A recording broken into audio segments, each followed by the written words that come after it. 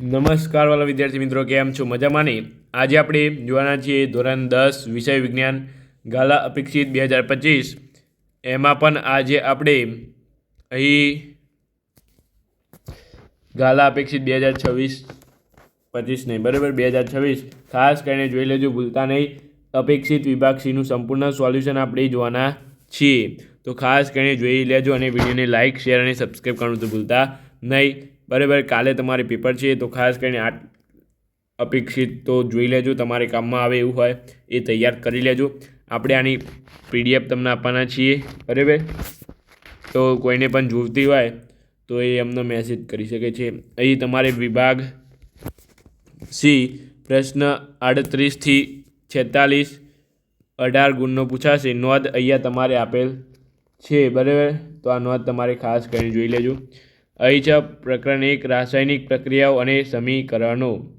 તો અહીં તમારે પહેલો પ્રશ્ન આ છે, બીજો પ્રશ્ન અથવા સ્ક્રીનશોટ પાડતા રહેજો વિદ્યાર્થી મિત્રો. ઓકે, પહેલાનો સ્ક્રીનશોટ પાડી લો, ચલો. ત્યાર પછી આ બીજાનો પાડી લો, આ ત્યાર પછી આટલો પાડી લો, સ્ક્રીનશોટ પાડી લો. સ્ક્રીનશોટ પાડી લેજો વિદ્યાર્થી મિત્રો, PDF મળવાની શક્યતા ઓછી છે એટલે સ્ક્રીનશોટ પાડી લેજો. ત્યાર પછી અહીંયા સહયોગીકરણની પ્રક્રિયાનો સ્ક્રીનશોટ પાડી લો. ત્યાર પછી અહીં 4 નંબર આકૃતિ આપેલી છે, ધ્યાનપૂર્વક જોઈએ, તેનું અવલોકન કરો. માર્ચ 24માં પૂછાયો છે પ્રશ્ન, બરાબર. આ રહ્યો પ્રશ્ન તમારે. ત્યાર પછી અહીંયા છે તમારે વિઘટન પ્રક્રિયાઓ સહયોગીકરણની પ્રક્રિયાઓની વિરુદ્ધ છે. ઉષ્માક્ષેપક અને ઉષ્મા શોષક પ્રક્રિયા એટલે શું? ઉદાહરણ આપી સમજાવો.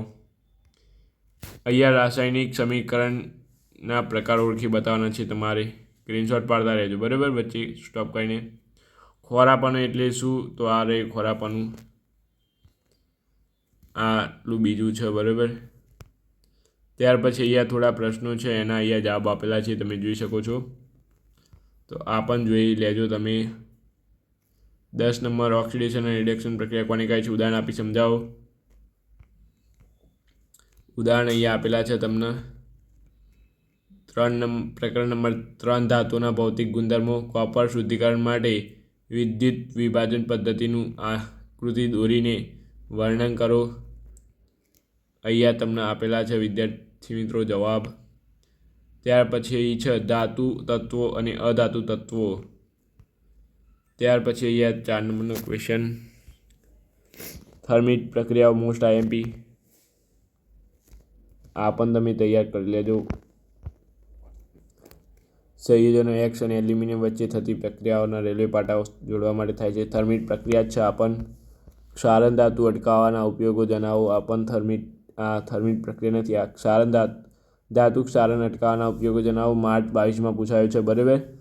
ઉપયોગો જણાવવાના છે, કોઈ પણ તમારે 4 જણાવવાના રહેશે. અહીંયા 7 આપેલા છે, કોઈ પણ 4 જણાવશો, 2 માર્ક્સ તમને કમ્પ્લીટ મળી જશે વિદ્યાર્થી મિત્રો. ત્યાર પછી આગળ જોઈએ તો સક્રિયતા શ્રેણી. માધ્યમમાં રહેલી ધાતુઓનું નિષ્કર્ષણ સમજાવવાનું છે, બરાબર. ત્યાર પછી અહીં છે સોડિયમ ક્લોરાઇડ અણુનું આ નિર્માણ સમજાવો. તો એકદમ સિમ્પલ આવડી જાય એવું છે. મેગ્નેશિયમ ક્લોરાઇડ આગળ છે કે લગભગ નથી, ન કહીએ મેગ્નેશિયમનું પણ, મેગ્નેશિયમ ક્લોરાઇડ પણ આવી શકે છે, MgCl2, બરાબર, એનું પણ આવી શકે છે. તો એ પણ ખાસ કરીને જોઈ લેજો વિદ્યાર્થી મિત્રો. આ પ્રશ્ન પણ ખાસ કરીને જોઈ લેજો. ત્યાર પછી આગળ આપણે જોઈએ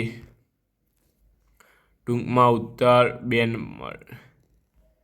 અહીં છે પ્રકરણ 6 નિયંત્રણ અને સંકલન. મગજની આકૃતિ આપેલી છે, બરાબર.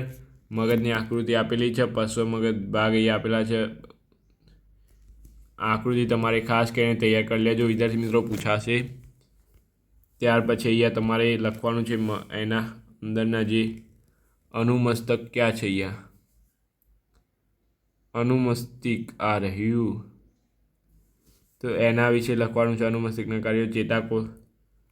આ રચના પણ તમે તૈયાર કરી દેજો. આ રચના પણ ખાસ ઇમ્પોર્ટન્ટ છે, બરાબર. તો આ પણ તમે તૈયાર કરી દેજો. ત્યાર પછી નારાયણભાઈ રસ્તામાં ચાલતી વખતે પગમાં કાંટો વાગતા તેના શરીર માં થતી પરાવર્તન ક્રિયાના તબક્કા ક્રમાનુસાર લખો અને આ પ્રક્રિયામાં મગજની ભૂમિકા શું છે એ અહીં તમારે લખવાનું છે. પરાવર્તિત કમાન્ડ મોસ્ટ આઈએમપી પરાવર્તિત ક્રિયા અથવા પરાવર્તિત કમાન્ડ. બરાબર, મને લાગે છે બેમાંથી એક આ વખતે હશે, તો આ તૈયાર કરી લેજો વિદ્યાર્થી મિત્રો 3 માર્ક્સમાં. ત્યાર પછી તમારે અહીં 5 નંબરનો પ્રશ્ન,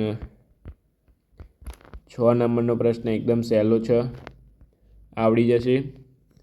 7 નંબરનો પ્રશ્ન બરાબર વિદ્યાર્થી મિત્રો તૈયાર કરી લેજો. 8 નંબરનો પ્રશ્ન બરાબર. ત્યાર પછી અહીંયા છે મનુષ્યના ચેતાતંત્રના કાર્યો જણાવો. આઈએમપી પ્રશ્ન છે, તો આ પણ ખાસ કરીને તૈયાર કરી લેજો. 10 નંબર અહીં તમને આપેલો છે, આ 10 નંબર પણ તમારે તૈયાર કરી લેવાનો વિદ્યાર્થી મિત્રો.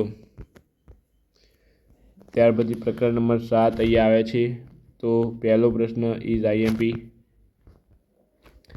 માર્ચ 22 અને જૂન 24માં પૂછાયો છે, તો આ પણ તમારે ખાસ કરીને તૈયાર કરી લેજો, એકદમ સહેલો છે, આવડી જાય એવો છે.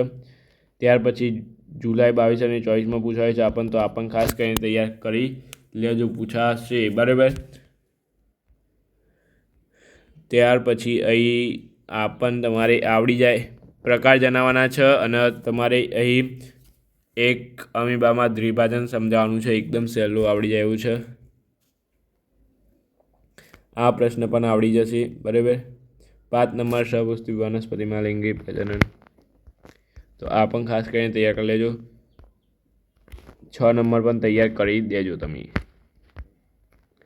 7 નંબર આવડી જશે, તમે રીડ કરશો એટલે. તમારે માર્ચ 24 અને જુલાઈ 23માં પૂછાયો છે.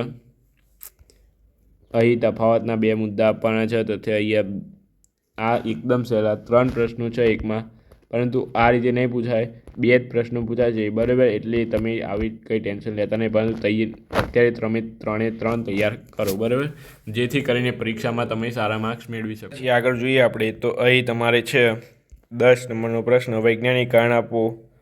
બરાબર, તો આ પણ તમારે ખાસ તૈયાર કરી દેજો. ત્યાર પછી આગળ આપણે વાત કરીએ પ્રકરણ નંબર 9 પ્રકાશ, પરાવર્તન અને વક્રીભવન. પહેલો પ્રશ્ન તૈયાર કરી દેજો ખાસ કરીને. ત્યાર પછી આ પણ તમારે ખાસ કરીને તૈયાર કરી દેવાનો છું, માર્ચ 24 અને જૂન 24માં પૂછાય છે. બરાબર. ત્યાર પછી અહીં છે તમારે આ પણ તમે તૈયાર કરી લેજો, માર્ચ 25માં પૂછાયો છે. ત્યાર પછી 4 નંબર છે ગોલીય લેન્સના સંદર્ભમાં. અહીં તમારી વ્યાખ્યાઓ તૈયાર કરી દેવાની છે, પૂછાશે વ્યાખ્યા ગમે તે એક. બરાબર. વક્રતા કેન્દ્ર, મુખ્ય કેન્દ્ર, પ્રકાશીય કેન્દ્ર, કેન્દ્ર લંબાઈ ગમે તે એક તમારે આવશે વ્યાખ્યા, તો જોઈ લેજો.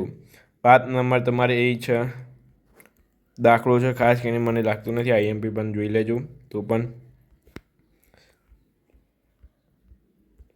7 નંબર 8 નંબર સ્ક્રીનશોટ પાડતા રહેજો, તમને આ પીડીએફ મળે ન મળે એની સંભાવના ઓછી, પરંતુ સ્ક્રીનશોટ પાડતા રહેજો.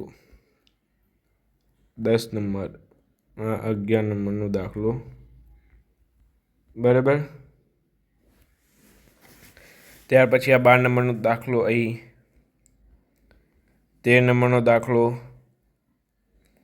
ત્યાર પછી અહીં તમારે 14 નંબરનો દાખલો છે કાચના લંબઘનમાં. અહીં તમારે જો આમ હોય છે, પાછું આમ અંદર જાય, પાછું આમ બહાર આવે છે, એવું કંઈ છે, એકદમ સહેલું આવડી જાય એવું છે.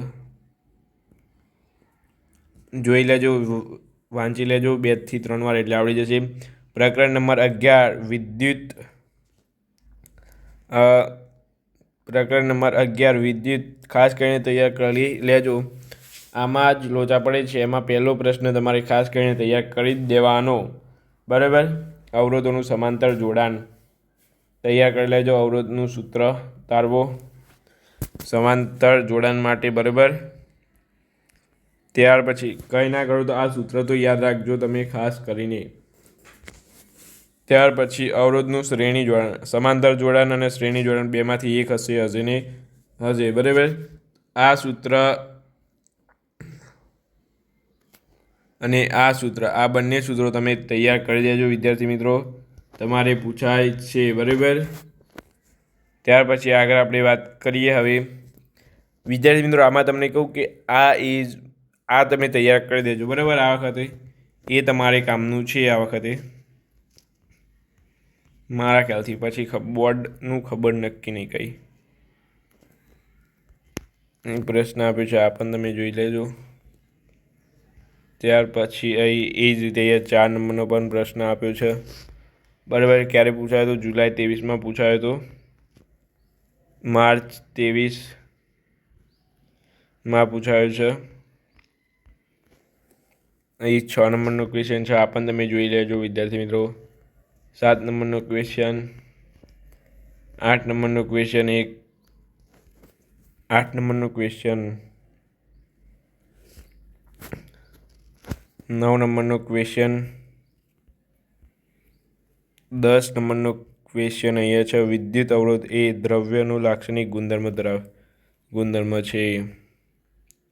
ટૂંકમાં સમજાવો. વિદ્યુત અવરોધ એ દ્રવ્યનો લાક્ષણિક ગુણધર્મ છે. ફરી એને એ જ આવ્યું વિદ્યાર્થી મિત્રો. 11 નંબર. તો આટલે સુધી કંઈ આપણો વિડીયો છે. વિડીયોને લાઇક, શેર અને સબસ્ક્રાઈબ કરવાનું ભૂલતા નહીં. બરાબર. વિડીયોને એન્ડ સુધી જોવા બદલ તમારો ખૂબ ખૂબ આભાર. તો ચાલો વિદ્યાર્થી મિત્રો, વિડીયોને અત્યારે જ લાઇક, શેર અને સબસ્ક્રાઈબ કરી લો. આગળ તમારે બીજા પેપર આવે છે એના પણ આપણે આવા વિડીયો બનાવવાના છે અપેક્ષિતના. તો ચાલો મળીને આવડે છે. Thank you so much.